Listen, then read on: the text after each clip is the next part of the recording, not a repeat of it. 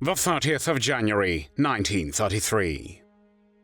Adolf Hitler is appointed Chancellor of Germany and aims to lead the German master race to victory in the racial struggle against those deemed as inferior peoples, especially the Jews. Propaganda campaigns that demonize Jews create an atmosphere tolerant of violence against them and serve to prepare the German population for harsher measures such as mass deportations and eventually genocide. One of the most powerful figures in the Nazi Party is Hermann Göring, whose wife, as Hitler remains unmarried until the end of his life, takes on the propagandistically significant position of First Lady, representing the Third Reich at receptions, balls, and state visits.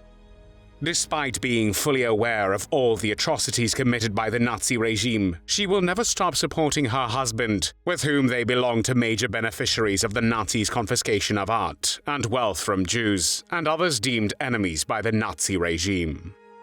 While millions of Jewish people are being murdered across German-occupied Europe, she, as wife of one of the richest and most powerful men in Europe, leads a pompous life in the style of an aristocratic family surrounded by art stolen from murdered Jews.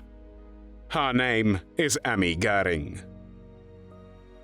Emmy Göring was born as Emma Johanna Henny Sonnemann on the 24th of March 1893 in Hamburg, then part of the German Empire. Her parents were wealthy owners of a chocolate factory, and after schooling, Emmy, who trained as an actress, had theater engagements in Hamburg, Munich, Vienna, Stuttgart, and Weimar.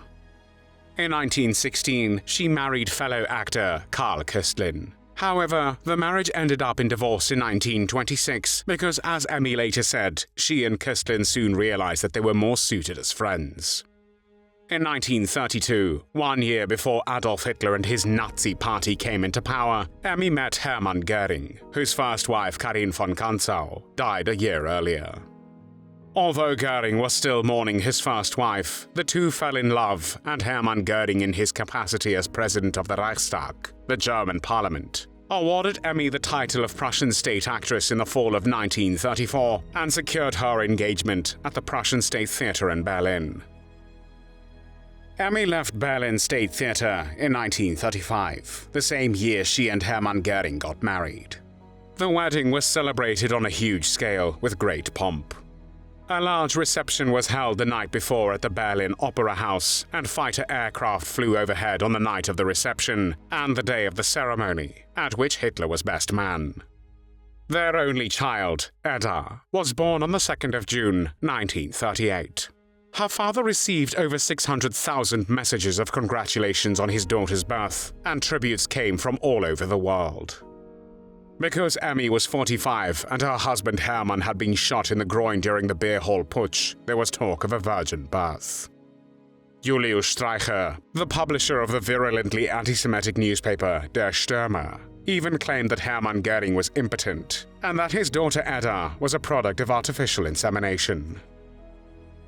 Edda was baptized on the 4th of November, 1938 at Carinhall, Göring's country residence, and Adolf Hitler became her godfather. Hermann Göring celebrated their daughter's birth by ordering 500 planes to fly over Berlin and stated he would have flown 1,000 planes as a salute for a son. During Christmas 1938, Emmy Göring joined the Nazi Party. Prior to the Second World War, Emmy Göring served as Hitler's hostess at many state functions. This, and her claim to be the First Lady of the Third Reich, the title she shared with Magda Goebbels, the wife of Reich Minister of Propaganda Josef Goebbels, created much animosity between herself and Hitler's future wife, Eva Braun, whom Emmy snubbed and openly despised. Hitler consequently issued angry instructions to Hermann Göring, demanding that Emmy treat Eva with more respect, which did not come into fruition, and in the end, Emmy was no longer invited to Hitler's Bavarian retreat, the Berghof. Helene von Weinmann, the German opera singer, did not like Emmy either. Adding to the rumors that in her youth Emmy had worked as a prostitute, Weinmann commented on the former colleague saying, "That show-off. I already knew her when she was not yet the First Lady, and could be had for 2 marks 50 and a cup of coffee." Weinmann was then mistreated, imprisoned, and released only in 1943 when she was seriously ill. The Second World War began on the 1st of September 1939, when Nazi Germany invaded Poland. Hermann Göring commanded the Luftwaffe, the German air forces, in the attack on Poland, and throughout the aggressive wars which followed. As wife of one of the richest and most powerful men in Europe, Emmy received much public attention, was constantly photographed, and enjoyed a lavish lifestyle.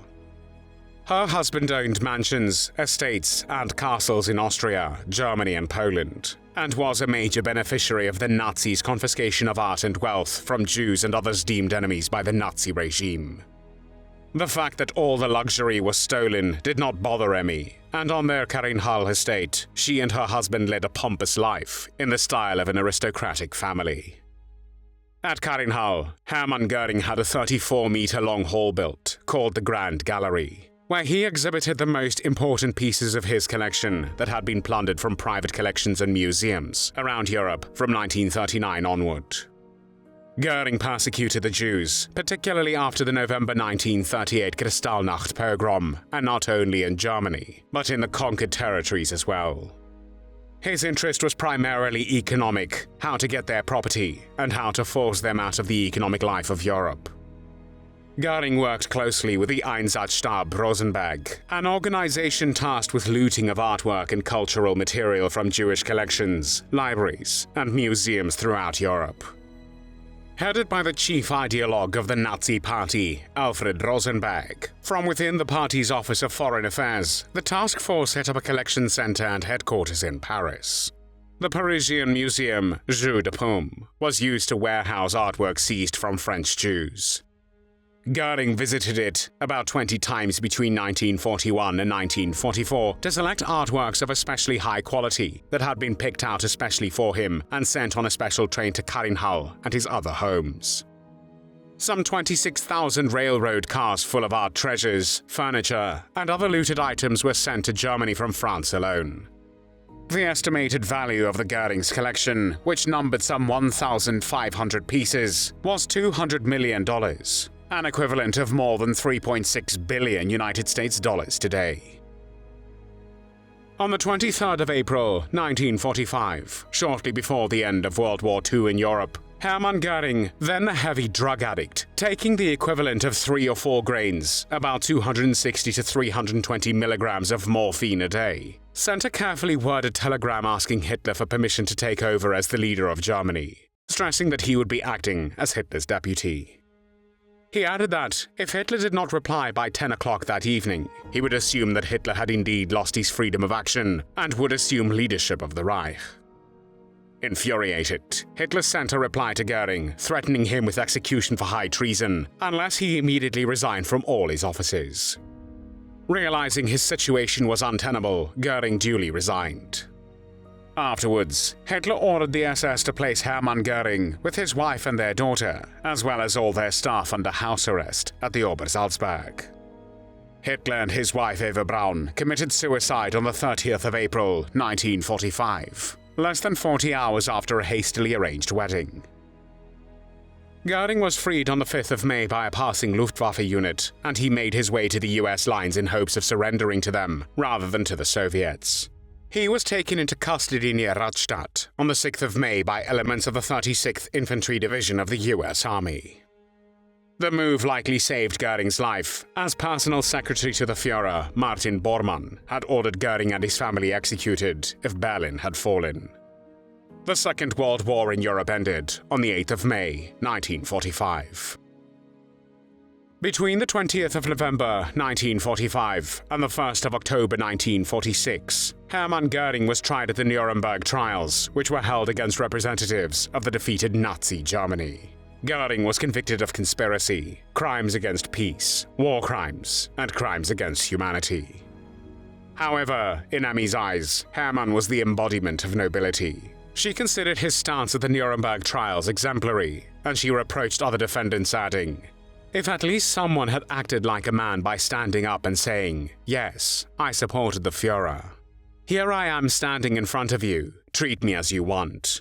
It's a shame now to hear how many Germans pawned their chest, claiming they never supported Hitler and that they were forced into the party. There's sheer hypocrisy all around, and it's disgusting." It is now clear to me that seeing how many Germans turned their backs on Hitler, trying to conceal their connection to him and fearing the victors, he decided to strike a pose. Nevertheless, Hermann Göring was found guilty of war crimes and was sentenced to death. But on the 15th of October 1946, the night before his scheduled execution, he committed suicide by swallowing a cyanide pill. Emmy did not fare much better. After the end of the war, she was arrested by the Americans, and together with her then 7-year-old daughter Edda, they were accommodated in the Feldenstein Castle, which Hermann Göring had acquired in 1939. This was, however, the last reminder of her former glory. In this rather noble setting, they also had a cook and a nanny at their disposal, and they remained there from October 1945 to February 1946, when Emmy was released. By the time of her husband's death at Nuremberg in October 1946, Emmy and her daughter Edda had been reduced to living in a 2-room cottage. There was no running water, toilet, or electricity. And Emmy, the former owner of the largest wardrobe in Europe, whose gowns had once required multiple closets, now owned only 2 dresses. In 1947, Emmy was again arrested, and a German denazification court convicted her of being a Nazi and sentenced her to 1 year in a labor camp. During her time in various internment camps, Emmy suffered from sciatica and was almost constantly confined to a bed. She was also in constant trouble with the camp authorities because she installed pictures of her beloved husband everywhere. When she was released, 30% of her property was confiscated, and she was banned from the stage for 5 years. In the end, Emmy Göring secured a very small flat in a building in the city of Munich, and remained there for the rest of her life. In 1949, she faced legal problems regarding some valuable possessions and explained many of them as the property of Edda, then aged 10.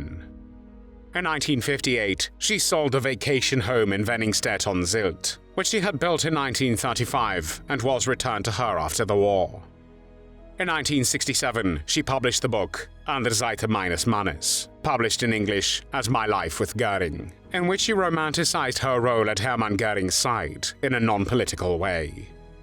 In her final years, Emmy continued to suffer from sciatica, and when she died in a Munich hospital on the 8th of June 1973, she was 80 years old. As for her daughter Edda, in the 1950s and 60s, many of the valuable gifts she'd received as a child, including the Madonna and Child painting by Lucas Cranach the Elder, became the subject of long legal battles, most of which she eventually lost in 1968. For some years, she made public appearances, attending the memorials of Nazis and taking part in political events. But she later became more withdrawn and never commented publicly on her father's role in the Third Reich or the Holocaust. Emmy did not criticize her husband either. While about Hitler, she said that he was mentally ill. She had an entirely different opinion about her criminal husband, whom she remembered as follows. God, how different the fate of Germany could have been if he had become the Führer before the war. There would have been no war at all. There wouldn't have been persecution either. You know my husband. He was not a person who was consumed with hatred. He himself lived, and let others live. This was her opinion about a man who persecuted Jews, and was the planner and prime mover in the military and diplomatic preparation for the Second World War.